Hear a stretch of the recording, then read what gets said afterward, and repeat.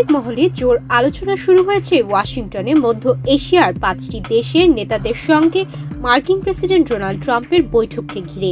এই বৈঠক এমন এক সময়ে অনুষ্ঠিত হতে যাচ্ছে যখন মধ্য এশিয়া বিশ্ব শক্তিগুলোর নতুন প্রতিযোগিতার কেন্দ্রে পরিণত হয়েছে।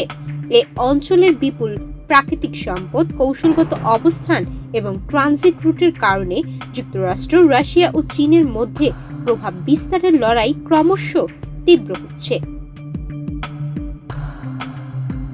6 নভেম্বর অনুষ্ঠিতব্য এই বৈঠকের আগে থেকেই মার্কিন কর্মকর্তারা মধ্য এশিয়ায় বিভিন্ন দেশে সফর করে সতর্ক জোরদারের বার্তা দিয়েছেন। যুক্তরাষ্ট্রের পররাষ্ট্র দপ্তর জানিয়েছে, ওয়াশিংটন 5-1 প্ল্যাটফর্মের কাঠামোর আওতায় সহযোগিতা বাড়াতে আগ্রহী।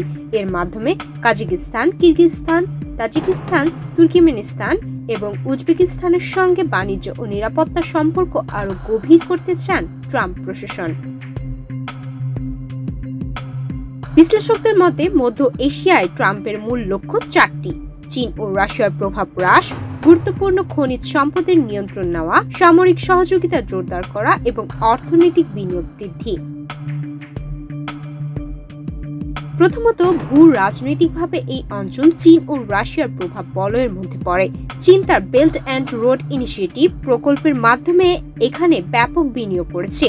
অন্যদিকে রাশিয়া ইউরেশিয়ান অর্থনৈতিক ইউনিয়ন এবং সম্মিলিত নিরাপত্তা চুক্তি সংস্থার মাধ্যমে রাজনৈতিক প্রভাব ধরে রেখেছে। ট্রাম্প এই নির্ভরতা কমিয়ে মধ্য এশিয়ার দেশগুলোকে বিকল্প অংশীদারিত্বের প্রস্তাব দিতে চান। এতে যুক্তরাষ্ট্র কৌশলগতভাবে রাশিয়া ও চীনের আঙ্গিনায় নিজের উপস্থিতি জোরদার করতে পারবে। দ্বিতীয়ত, ট্রাম্প প্রশাসনের নজর এখন এই অঞ্চলের বিরল খনিজ সম্পদের দিকে।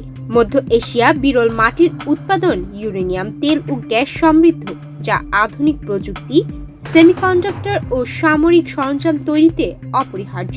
বর্তমানে এই সম্পদের অধিকাংশ সরবরাহ চীনের হাতে, যা যুক্তরাষ্ট্রের জন্য কৌশলগত ঝুঁকি। ট্রাম্প এই মধ্য এশিয়া থেকে সরাসরি এসব সম্পদ সুরক্ষিত করতে চান, যাতে প্রযুক্তি শিল্পে আমেরিকার চীনের উপর নির্ভরতা হ্রাস পায়। তৃতীয়ত, নিরাপত্তা ও সামরিক সহযোগিতা বাড়ানো যুক্তরাষ্ট্রের অগ্রাধিকারে রয়েছে। আফগানিস্তানের সীমান্তবর্তী এই অঞ্চলে সন্ত্রাসী হামলার অজুহাতে ট্রাম্প প্রশাসন যৌথ প্রশিক্ষণ, গোয়েন্দা তথ্য বিনিময় এবং অস্থায়ী সামরিক ঘাঁটি স্থাপনের পরিকল্পনা করছে। এর মাধ্যমে চরমপন্থী গোষ্ঠীগুলোর মোকাবিলা এবং একই সঙ্গে চীন ও রাশিয়ার সীমান্তের কাছে মার্কিন সামরিক উপস্থিতি স্থাপন, দুই লক্ষ্যই পূরণ করতে চায় ওয়াশিংটন।